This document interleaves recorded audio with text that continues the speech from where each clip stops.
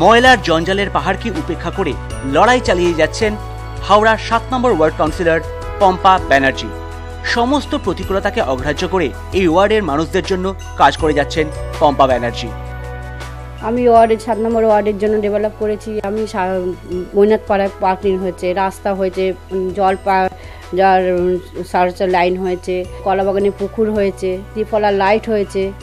আমার মেয়েরা কাজ করছে, ছেলেরা সুপার কাজ করছে, সব কিছুই সবই রাস্তা বলো, লাইট বলো, কিছুই রাস্তাঘাট কিছুই করে যায়নি, সব আমাদের করতে হয়েছে।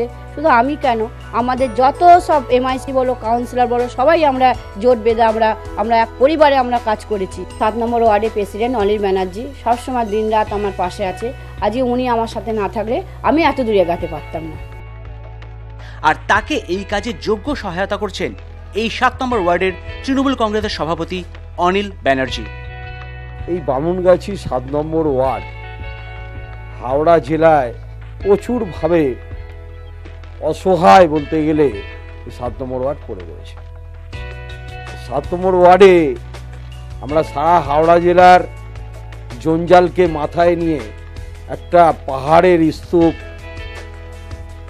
বিরাট আকারে তৈরি হয়ে গেছিল আর 40 বছর ধরে।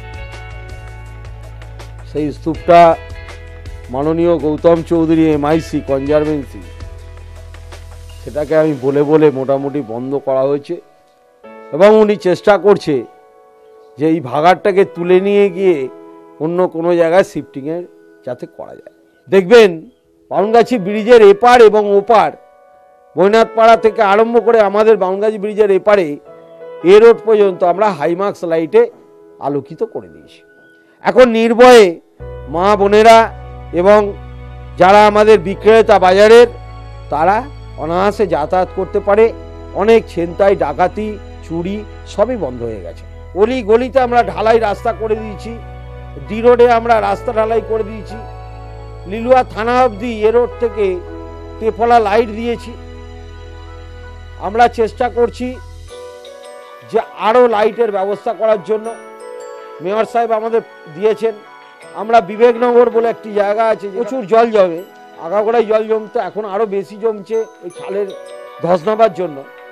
সেখানেও লাইটিংয়ের ব্যবস্থা করে যাতে জল বেরিয়ে যায়, রাস্তাঘাট ঢালাই করার জন্য চেষ্টা করছি। কাজ চলছে। পানীয় জলের জন্য মোটা পাইপ বসানো হচ্ছে, কাজ রানিং আছে। পাইপ আবার পড়েছে, আবার কাজ হবে। সি রোড থেকে আপনার লোয়া গেট পর্যন্ত একটি রাস্তা ঢালাই হবে।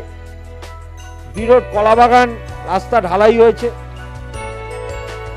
একটি পুকুরকে আমরা বন্ধন করে সুন্দর জল তৈরি করেছি।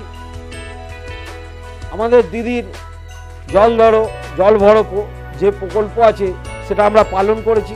আমাদের আরও পরিকল্পনা আছে, আমরা টোটালটাই যদি সয়ারেজ লাইন 7 নম্বর ওয়ার্ডে করতে পারি এবং আরও হাইমার্কস লাইন লাগাতে পারি, তাহলে আমাদের